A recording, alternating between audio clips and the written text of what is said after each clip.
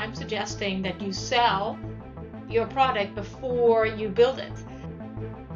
Founders focus too much on raising money as if, raising money itself is some sort of a proof that their idea is good, which is really backwards, right? I think that it's possible in the era of AI to build companies with very little money and get to profitability very quickly. And so you could almost think of it as a customer-funded enterprise. I would encourage founders to seriously consider that. It gives you a lot more freedom, right? It really now is your company, because once you raise a lot of money and the majority of your business might even be owned by VCs, it really isn't your company. People, it isn't. Hey everyone, this is Prashant and I'll be host of the VC 10X podcast. And today we have Dominique Levin with us. Dominique is a powerhouse. She is a 2X CEO, a go to market architect, and a wildly successful investor with over $1 billion in exits. She has seen it all and she has a playbook for a lot of challenges founders face while building their companies. In this episode, she shares exactly why founders need to sell before they even build, how to become a revenue architect, and why having more than one go to market motion can kill your company. We also dive into her alternative funding models that can help you avoid the traditional VC treadmill and her radical, inspiring philosophy on designing a life, not just a career. So, without wasting any time, let's dive straight in. This episode is sponsored by my own podcasting agency called Podcast 10X, where I help venture capitalists, asset managers, allocators, and family offices in starting their own podcast and building a strong brand. Podcast 10X is designed in a way to work well with the busy schedule of investors, where we handle every aspect of podcast production so you can focus on investing. If you're looking to build a strong investor brand, starting a podcast should be right up your priority list. It's the only form of marketing where you can showcase your strong network, in other words, access to limited partners and founders, and grow that network further. And contrary to what most people hear, it's still very early to start a podcast. There are at least 10x more newsletters and 1000x more blogs than there are podcasts in this world. You can learn more about our podcasting services at podcast10x.com. I'll make sure to add the link in the description below. Enjoy this episode. Hey, Dominique, so good to have you on the VC 10X podcast. How are you doing? I'm great. How about yourself? I'm doing great as well. Thank you so much for making time for the episode.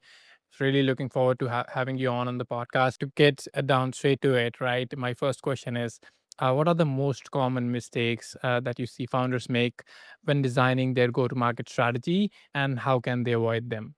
Yeah, so there's a couple mistakes that come to mind. First of all, is in some ways that they worry about go to market too soon. I always tell the founders that I mentor is that initially you're just trying to get product market fit, right? And only after that, you're trying to get to what I go to market fit. So initially, you can do things that are completely not scalable. Selling, actually, founder selling is one of those things. Founders can do things that professional salespeople later cannot, but you really have to take things in order. So initially, worry about product market fit. Once you do get, to that point that you're ready to, maybe you have 10, 15 customers and now you're trying to optimize your go-to-market motion. Most common mistake I see people make is that they have more than one go-to-market motion. What is a go-to-market motion, right? It's the aligned marketing, sales, and sometimes even customer support and customer success efforts that go with a specific type of sales. So one go-to-market motion is product-led growth. Another go-to-market motion could be, a two-stage sales process where you have an SDR and an AE, or it could be enterprise sales and account managers that are in region. Anyway, those are all different motions. But I see people sort of underestimate how much comes with that. And sometimes they do two things at the same time. And if you're under 10 million in ARR, that's really too much. Like you have to focus on one go to market motion. Obviously, you can experiment with different ones until you figure out what's right for you and what's right for your product. And I would say that's really the third mistake that people make, is that there's a mismatch between the go to market motion that they're choosing and their product, and particularly their annual contract value, right? If you have an annual contract value of, I don't know, $5,000, you cannot hire an enterprise salesperson. Like the math does not add up. So yeah, so those are some of the things that come to mind. Absolutely, that makes complete sense. And so, what you're saying is that the first focus should be on product market fit and not go to market strategy. And I see founders do the reverse all the time, right? But I think your definition of product market fit is somewhat different than what is understood. That product market fit is when your product achieves that breakout velocity and it just is ready for scale. That is one definition. But I think what you are suggesting is somewhat different than that early alignment of your product with the customers. Can you go deeper on that? What's your definition there? Yeah, absolutely. No, no, good point. Yeah, no, for me, product market fit really is like, are you solving a hair on fire problem for a customer? And have you validated that? And ironically, actually, the best way to validate that, especially in B2B where I operate, is to sell your product. So, ironically, even though I say focus on product market fit, that does not mean focus on product per se and on building. In fact, I'm suggesting that you sell your product before you build it. Because the best way to validate that you have found the hair on fire problem to solve is that customers are willing to pay money for mock-up. Right, and that they're saying, "Oh my god, if you can build this thing, then yes, I will pay money. This is such a big problem," right? Because if you're a little company, even if you're in a new market, you are competing always with either customers solving their own problems or incumbents. And so when I say hair on fire problem, it means you need to be 10x better than any existing solution in the market. And again, the best way to validate that is to just sell it. But that thing, like have you found a hair on fire problem and do you have proof? Like, have people paid you real money to go solve that problem? That is what is to me product market fit. Absolutely makes sense. And early on, to say that your product should be 10x better than all existing solutions out there, that can be sort of difficult to achieve because the resources available to established players is vastly different than what's available to someone who's just starting out, right? So, how do you feel founders should approach that problem? Should they try to be different than the existing solutions, or definitely better? Yeah, no, they should be different. Well, they should be better, but that often means different, right? It often means tackling a problem that is completely not addressed by existing solutions, right? And I would say, when it comes to product market fit, what mistake people make is sometimes that they think too big. And again, that sounds very ironic. I often say, hey, think big and act small, right? Like, so yeah, you do want to solve something that eventually is a large market, right? At least $1 billion market, whatever, especially if you want to raise money against that.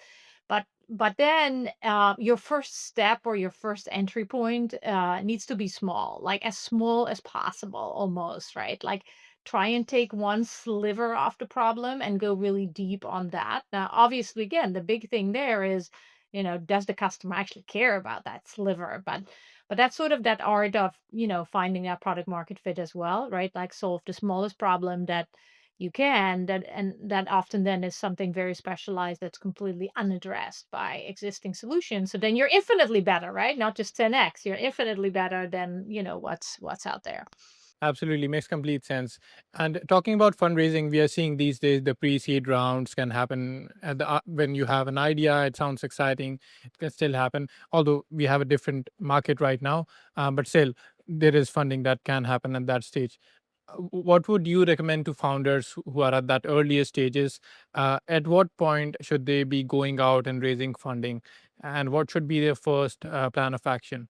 Yeah. So again, I would say like it's always customers first. Like I find sometimes founders focus too much on raising money as if, raising money itself is some sort of a proof that their idea is good, which is really backwards, right? Like, and in fact, I mean, once you raise money, I mean, yes, you can still pivot if you have the right investors, but you've sort of sold your investors on a certain idea. To some extent, you're locked in a little bit and you lose a little bit of the wiggle room to like really figure out like what problem you're solving for whom, right? And what kind of company you want to be, etc. And what kind of investors fit with that. So I would still say like focus on those first, I don't know, maybe it's not the full 15 customers that validate your full product market fit, but you should have at least three paying customers. And I would say even a lot of angel investors, myself included, want to see that. I want to see that, you bootstrapped at least to get to these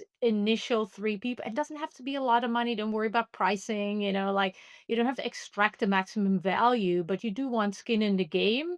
I guess is another way to think about that, right? Like real skin in the game that real customers have. And actually, that's the best thing you can do for your fundraising, right? Because once you have that, you can then I mean, that's the first thing and the most important thing, right? Traction is the first and most important thing that any investor, will look for and will ask for.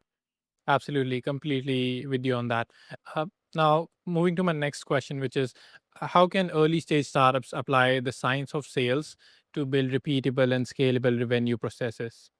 Yeah. So think of sales as a process. Sometimes I talk about building a revenue factory, but there really are a lot of similarities between a well-oiled sales. And by the way, when I say sales, I actually mean, you know, the end-to-end revenue factory. What does that mean? I said it earlier already. There has to be alignment between what happens with marketing, right? Creating awareness, creating pipeline, sales development, sales, closing that pipeline, and then very importantly, getting those first customers, right, to onboard and to see first value, first impact from your product, and eventually renew and expand. So that end to end, um, increasingly people are using a bow tie shaped, right? It's not a funnel, like 90% of revenue comes actually after that initial sale. But that whole bow tie, that whole customer journey, right, can be designed and optimized like you would any other process. So think a manufacturing process, think Six Sigma, think lean manufacturing, right? Like in all of those, you actually start with defining that process. And that's especially true today because we're seeing AI native companies achieve amazing scalability, deploying AI in their go to market motion very, very early on, right? A founder figures out that they can generate leads on LinkedIn, boom, they build a bot, an agent to, automate some of those tasks. But you cannot automate something that you haven't defined first. And again, that all was true. You can go reread Machine That Changed the World, right? That talks about how this all happened in the car industry many, many moons ago. But that is really the mindset, I guess, to have. First of all, that this is a science. It's not, an art per se. It's really something that can be engineered and architected. So that's another term that I like to use, right? It's revenue architecture. Like you can architect revenue just like you can architect a product. Absolutely. And just to dig deeper on one thing you mentioned, using AI in the go to market motion, right? And you mentioned one application that maybe an agent can go into LinkedIn and, generate leads for you. What are some other ways that AI can be used in the go to market process?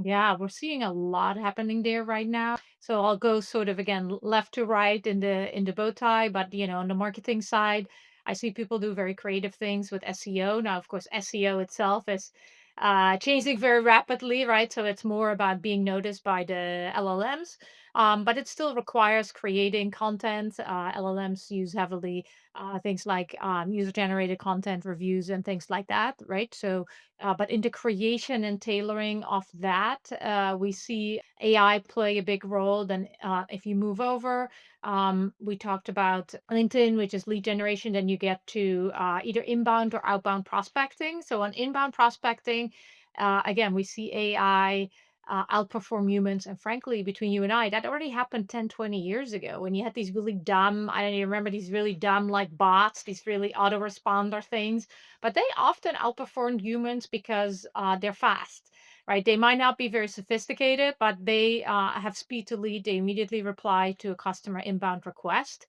And so with Gen AI, that's 100% true. So we see it in inbound. On outbound, we see it more on the research side. So doing very deep research, pulling together signals from customers and using that and feeding that still often to a human to execute like fully automated prospecting. Again, other than on LinkedIn, I've seen some of it work. Yeah, and then as far as the actual sales process, I'm actually a little surprised, but I see a lot of progress around sales engineers.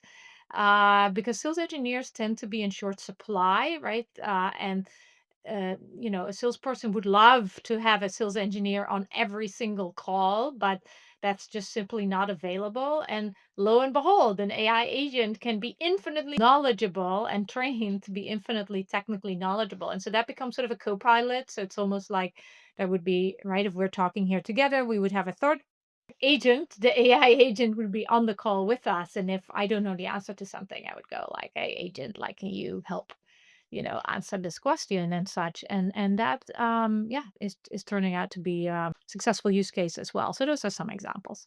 Absolutely, quite interesting to learn.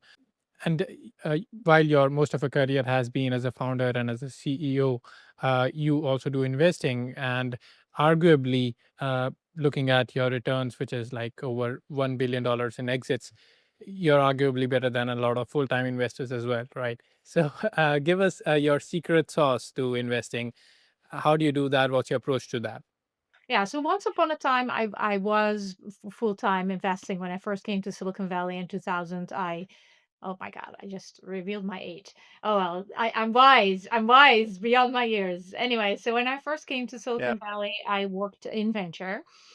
And that's the returns that you quoted. I am still involved in investing, but as you mentioned, these days it's more in a part-time capacity. So right now I am a scout for Rich Capital. I'm a CEO mentor at Alchemist Accelerator, and I do very limited and very specific, which I know we might get into later, angel investing as well. Um, but my philosophy on investing is actually somewhat similar, maybe inspired by my experience as an operator. Like I'm always looking at like what is my unfair competitive advantage as an investor. And I'm a little shocked, disappointed, surprised that there isn't more of that in venture. Like too many funds are basically more of the same, right? They all do the same and they all claim to have the smartest people and access to the best deals, right? Which is where a lot of unfair advantage should come from your access to deals, deal sourcing. And you could do deal structuring, maybe exit, adding value. Anyway, we can analyze that, but there isn't much meat on that bone. Like, wait, so tell me exactly how you're different. Like, why do you have an unfair competitive advantage?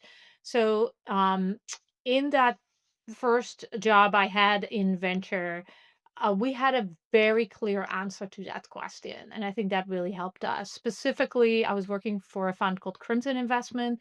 It is a cross border fund. So, our limited partners were investors, I mean, were from Taiwan and from China. We had, as a result, we had physical operations in Taiwan, China, and in Silicon Valley. And in everything we did, we tried to leverage that specific and build and foster that specific competitive advantage. So we had very deep relationships with TSMC, right? The chip manufacturer. We had very deep relationships with a lot of the consumer electronics manufacturers in China that were purchasing chips that go into TVs and I don't know, again, an old thing. Who uses TVs? Like monitors, what have you, cell phones.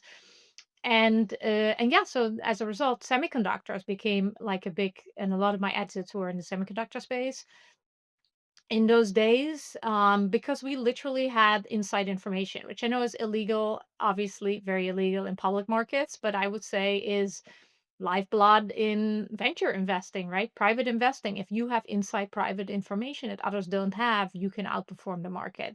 And so, leveraging these relationships with TSMC, knowing which chips were having good yields, knowing from the manufacturers what suppliers they were looking at, again, gave us that unfair advantage. But it's really thinking, I mean, that's just an example of how you can structure a fund that is fundamentally outperforming the market because it has access to information and resources that others don't. Got it. That's commendable, right? How do you recommend founders balance product development with building sales, marketing, and customer success functions, especially early on?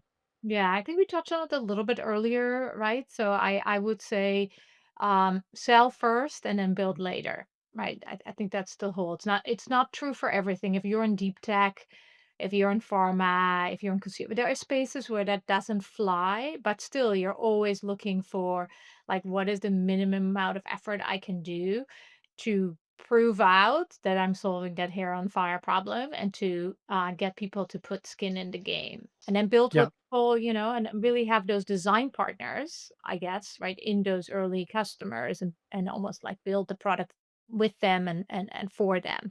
Absolutely, makes sense. Can you share your approach to building high performance teams and fostering a culture of transparency and accountability there? Yeah. So I like this paradigm of putting on your mask first before you help others.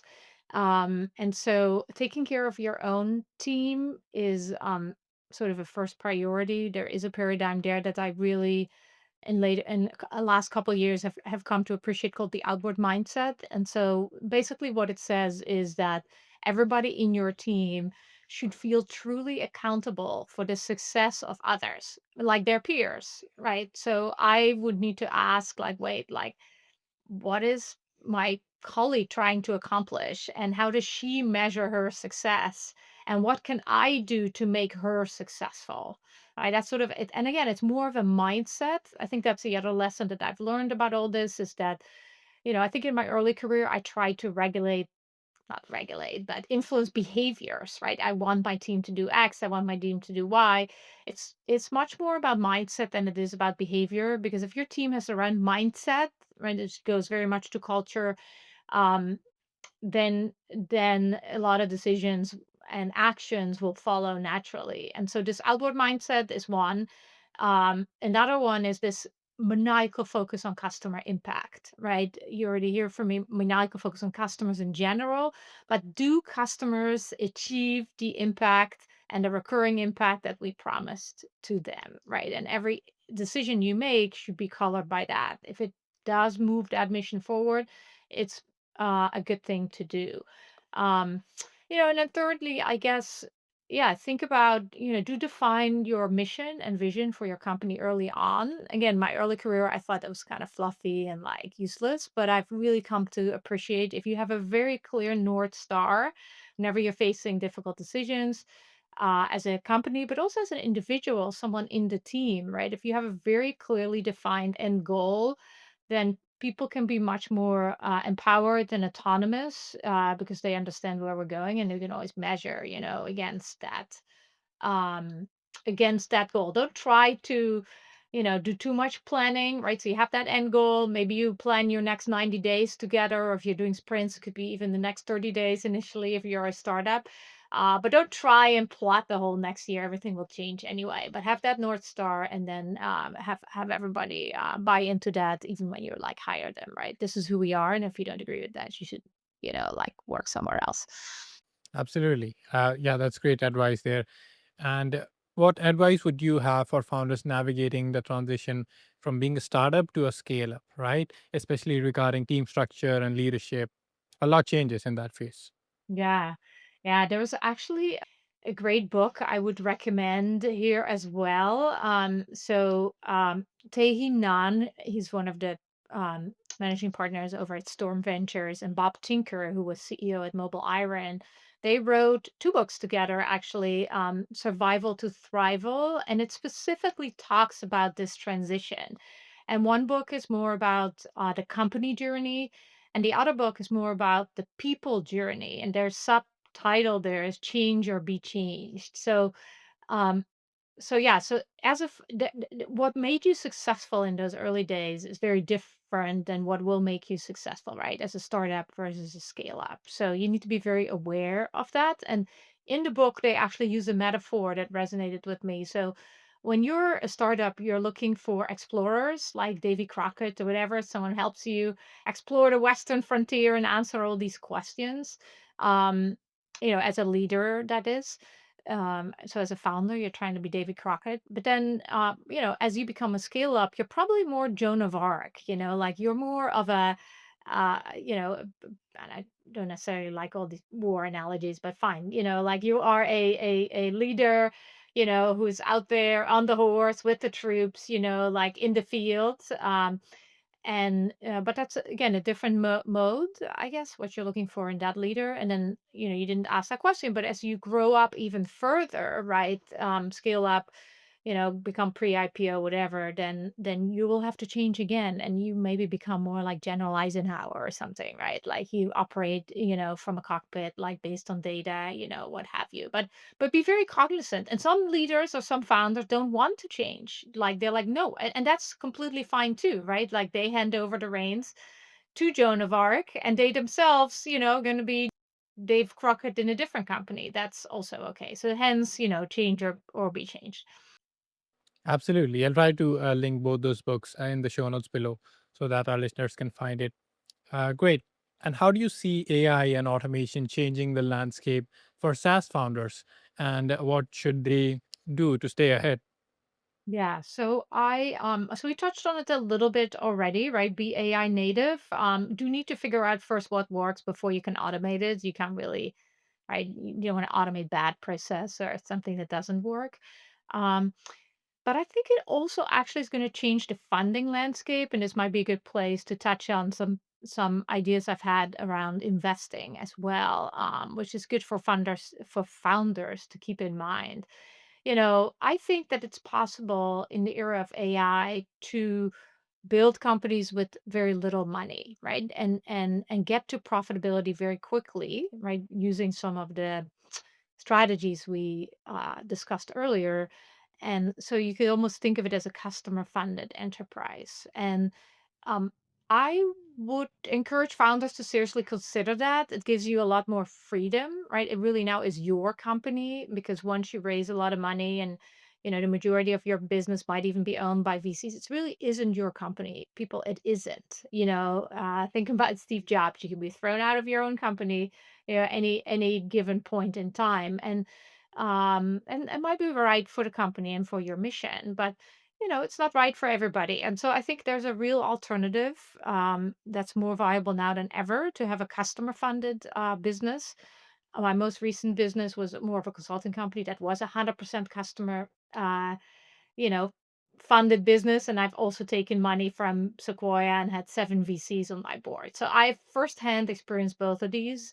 I think there's something real to say for that customer funded business. And so when I'm doing angel investing now, I actually that's the only place where I do angel investing is working with founders who are interested in building that sort of they may need a little bit of startup capital, but I call it like one and done, right? It's one round, it's small round to get them off the ground. And yeah, so the structure there is a little bit different as well. But I think that's an interesting dynamic in the sort of founding investing landscape because of AI. Mhm. Yeah, that makes sense. And I've heard about this one and done piece before as well. Can we go deep on the structure? How does that work? Because there's only one round that's going to happen, right? And if Yeah. that was a venture round, I think the valuations and the ownership, all that would be different versus the one and done round. So, what Yeah. does that look like? Yeah, so because you have a real question there too, it's like, wait, like, so what's the exit like eventually, as well, right? And you don't necessarily cash out or sell to like later stage investors. But yeah, there's a new instrument that I'm using called a Safer. So I think we're all familiar with a Safe, right? The Safe sort of loan document. It was pioneered by Y Combinator way back when, but now there's a Safer with an R at the end, right, which stands for repayment. So it's a structure whereby you give a loan to a business and then they start to repay that loan with a very small percentage of customer revenue. And then there's a cap, which you can negotiate, but it would be similar to what VCs would expect for early rounds like that. So think three, four times or whatever, right? So the investor will get up to, let's say, four times her money back um, out of customer revenues. In that sense, it's a low risk and it really aligns everybody around customer revenue. It's actually really great. And again, for angel investing, I think it really puts your investors to work for you as well, right? Because now, like, I'm super motivated to get you customers because I get like an immediate, that's, how I'm going to get my money out as well. Yeah, absolutely. And can this one and done model also work if the founder later decides that, okay, I want to go the venture route, I have early traction, they see that, okay, this can be a big company. Is that also a possibility that can be explored? initially the founder made this choice, but later on it Right. shows that. Yeah, obviously. Yeah. I mean, and again, part of the benefit of the structure is that you're not giving up, um, you know, any or a lot. It depends again on how you structure it, right? Whether the that initial investor has maybe a small retains a small ownership, but even if they do, it's going to be small, right? Like you're in charge. Yeah, you can do as a founder, you can obviously make that decision. It's your company, right? Absolutely makes sense. Another thing that I really want your insights on is building a remote company, and how is that different from an in-person company? I know it's very different, but want to get your perspective on how is everything different from communication to relationships when we talk about remote, or maybe let's say hybrid also, which is that approach that some companies take, right? What's your Yeah, view on that? yeah. Yeah, I'm not a huge fan of hybrid. I think it's incredibly hard because as soon as you have people that are in person, they're going to forget about the remote people because they sort of get what they need in terms of human connection and brainstorming and the whiteboard, etc., from their in-person interactions. Um, so I think advice one is choose which you are. Are you remote? And there's always exceptions to the rule, but you really should be basically remote first or in person first. Or, I mean, you can do whatever you want, but I recommend. um and again, that human interaction does suffer. I think we obviously all experienced it ourselves, but I mean, that's people there's two places where even if you're a remote company, you have to invest in people bringing together. One is when you're doing innovative work, right? When you're brain I mean, it's easy to be remote when you're executing a plan. It's hard to be remote when you're trying to figure it out. And so therefore, yeah, if you're very early, I think you're gonna slow I mean, you're gonna be much slower if you're all remote versus if you can be in one room and, have 3, 4 spontaneous brainstorm sessions, at the whiteboard a day. You're just gonna move much faster. So if you're very early, I would definitely recommend, investing in person even temporarily.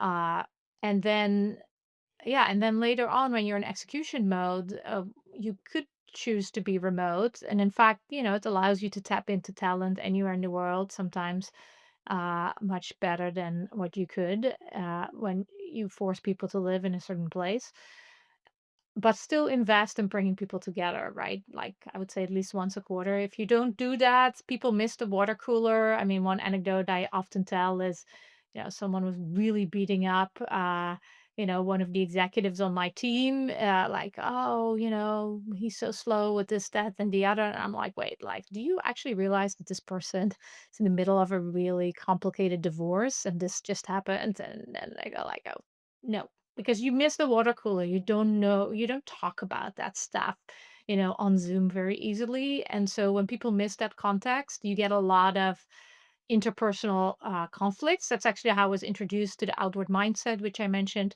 earlier, which is really making yourself accountable for the success of others. It forces you to ask more questions about where other people are, professionally, but then also what might get in their way to success. And yeah. Absolutely, that's very insightful, and I'm actually very bullish on the entire remote culture.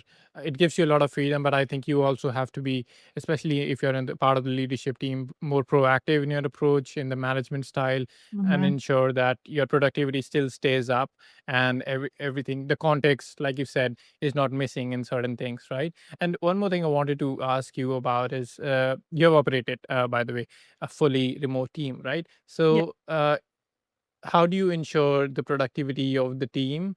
That's one. And also, are you always open to people working from, let's say, they travel while you're working remotely and they're working from a different time zone, right? How do you manage around all those sort of things?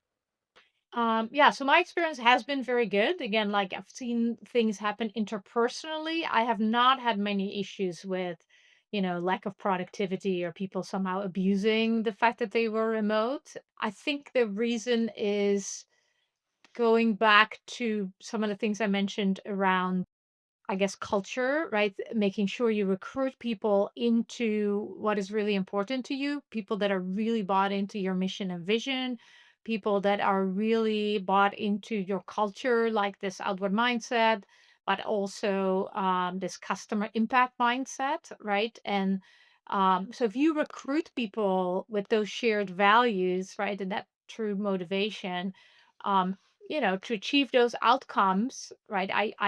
I mean, obviously, we never measured how much people work, but we do look at outcomes, right? And want people to achieve, those outcomes and those success metrics and so forth. But yeah, and then in terms of time zones do matter. So if someone moves to a completely different time zone, we did always have the conversation that they needed then to operate. And some people do. I mean, people are young, whatever. They're crazy. They're in Europe and they completely operate on California time zone.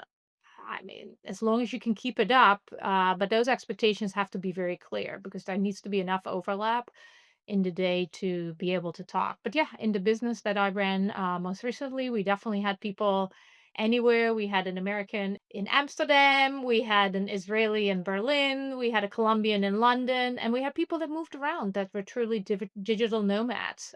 We also had one of my favorite examples is a woman who was married to someone in the military, and she never really could have a career because her husband was being moved around, and she went with him and then she had to change jobs, and as a result, it was very difficult to truly build a career of her own. And so in our business, she made 3 promotions in 2 years, I think, and she was an absolute 100% rock star. But yeah, so I'm with you. I think that's why we chose, and again, in our case, also it predated COVID.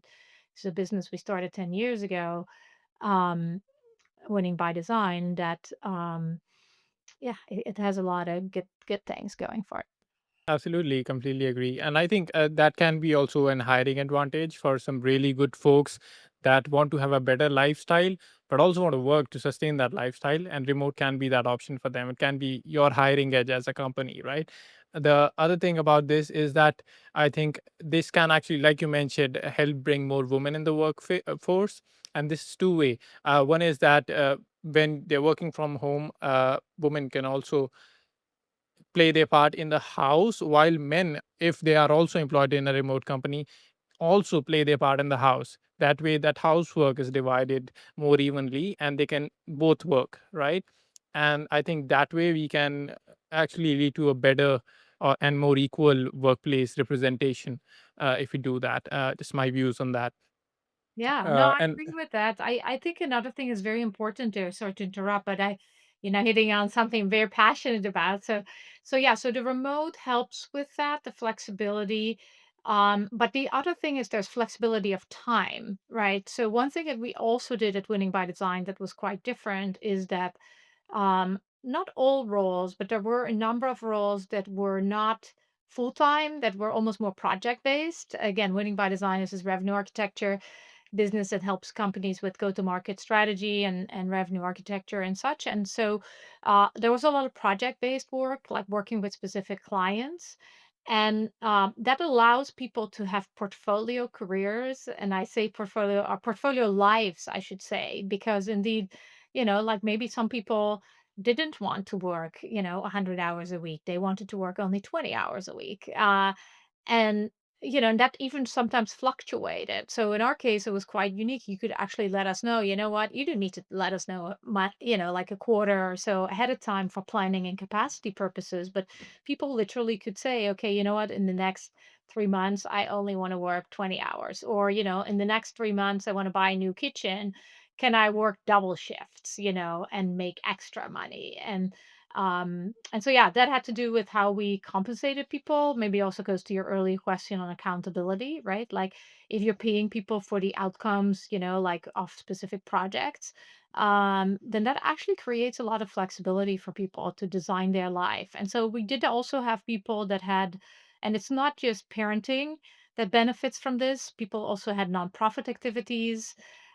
We had someone who had a Rolex watch business on the side. We had people who were, also doing real estate investing and other things. And I mean, we only have one life. Like, let's make the most of it, right? So, really big fans to experiment with how you can have company structure accommodate those portfolio lives that, you know. Yeah. we all Yeah, want. I completely agree. I think that's a complete switch from, I think, living to work versus working to live. I think those are two different things. And I think the venture capital folks, especially like people living to work and they want everyone in the office. But I sort of disagree with that. Because there are success stories, there are big outcomes that companies have produced that have operated remotely. So I think it's not justified to say that you have to be in person to be able to build a big company, right? Great.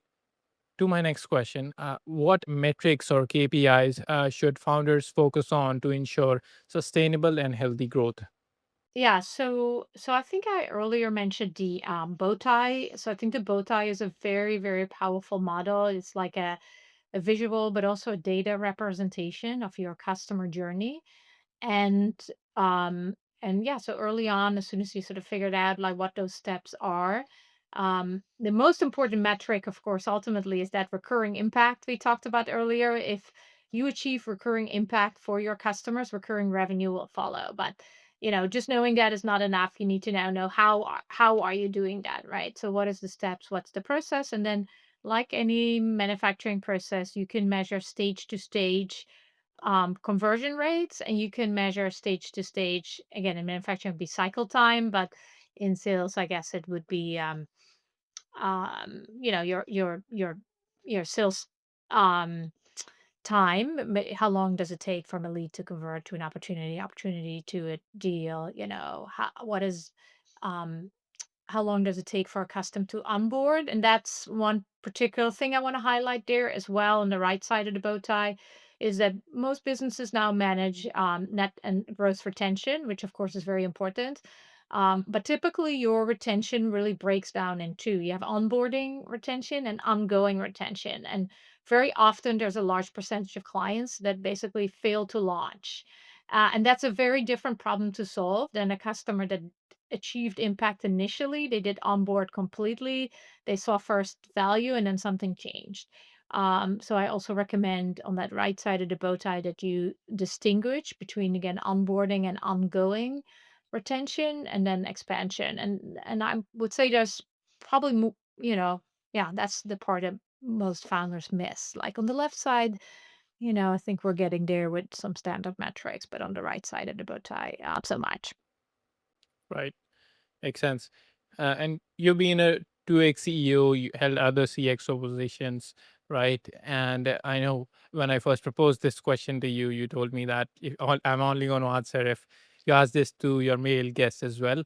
And I do ask, I share the proof of that to my male guests as well. So the question is that how do you, as a top executive, try to balance your work life with your family life? And sometimes the demands on both these can be heavy on one side than the other.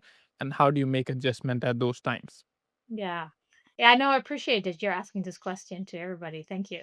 So, and I'll tell you a story about that. Actually, I guess that's somewhat relevant. So, I'm a parent, yes, and I have three children. And these children were all born actually while I was CEO at a company called LogLogic, which was later sold to Tipco. And I experimented with it every which way.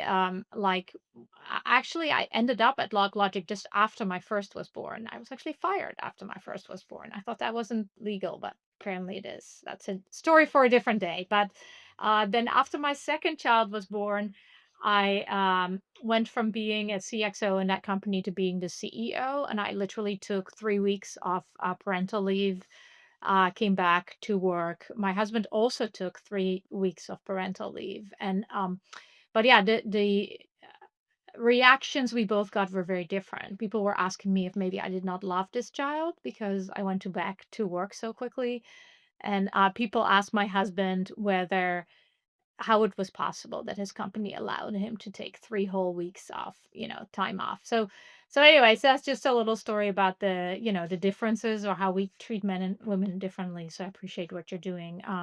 But yeah, I'm not from that story, you can already tell. Well, and then the third was born, I should say, that then for the first time, I actually took a proper 3-month parental leave and really encouraged at that company. A lot of men thankfully did that too. So it's one of my proud achievements that we, allow men to take 3 full months of parental leave as well. And they did. And you really need to set the example. Otherwise, people don't feel comfortable necessarily doing that. And they're worried that it will hurt their career or something. But that all being said, I'm not actually all that great at balancing in any given time. So I do it in a somewhat unique way. So every 5 to 7 years, I take a full year off because I do worry that at any given year, I miss out on too much of life. And that's definitely being there for my family, but also other things in my community like volunteering and such. And so that's how I have balanced it. So I have 3 times now. I say I borrow a full year from my retirement, and then I make no money in that year. So it's a little nerve-wracking, but I only give back that time to my family and to my community through volunteer work and to myself, frankly, right? Doing things that normally I don't find time or balance for. Absolutely. Yeah, thanks for sharing that. I'm actually wondering about what's the legality around the paternal and maternal leave policy. I'm in India, by the way, so I'm not a parent myself, so Mm. I don't have a view into that. But what's the legality around that, and what's permitted and not permitted? Sometimes something I've also seen is that sometimes parents take leaves and then immediately after they come back, they also leave the company, they resign. How much of is that legal, right? So just give me a view into that.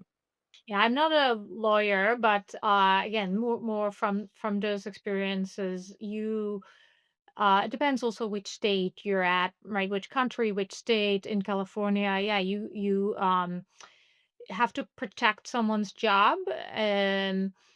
But like what happened to me is there's always ways around it. Like if your company does a reduction in force, right, and they claimed, or either because there's economic hardship in the company or because they uh, say, okay, we're getting out of this business entirely and we're going to shut this part of the business down or what have you, then it doesn't matter whether you're on, parental leave or not.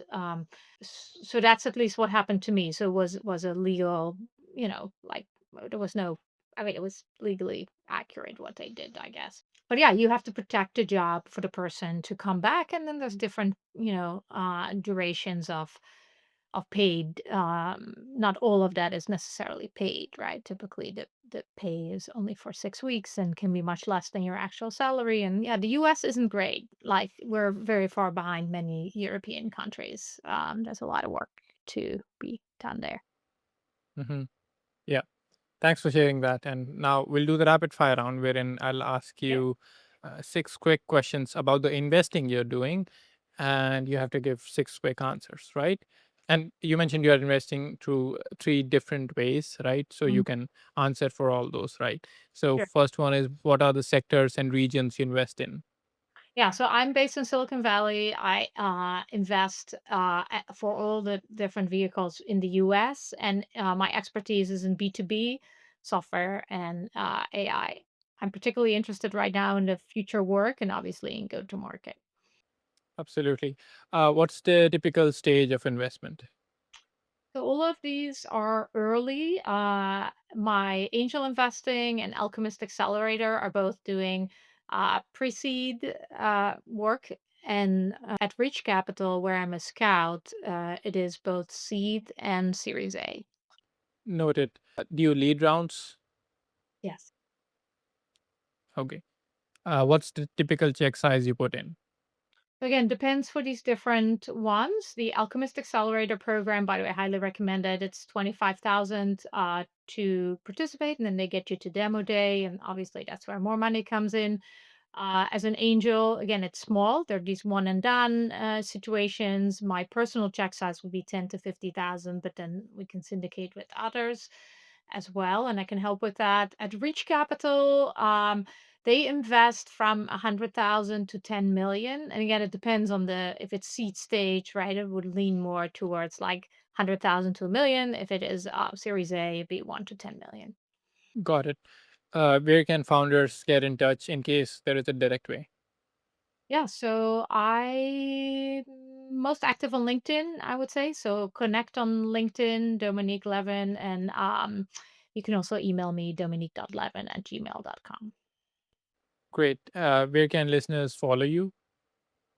LinkedIn again is probably the place where I'm most active right now. So yeah, follow me there, and I post regularly and all the different things I'm involved with. Right. Awesome. I'll make sure to put all those links in the show notes below. Thanks so much for making time for this, Dominique. It's been great talking to you and loved all the insights. I'm sure it'll be helpful for our guests, but they have been helpful to me. So I can tell you that. So thank you so much for making time, and I wish you happy investing and all the best with all your endeavors. Fantastic.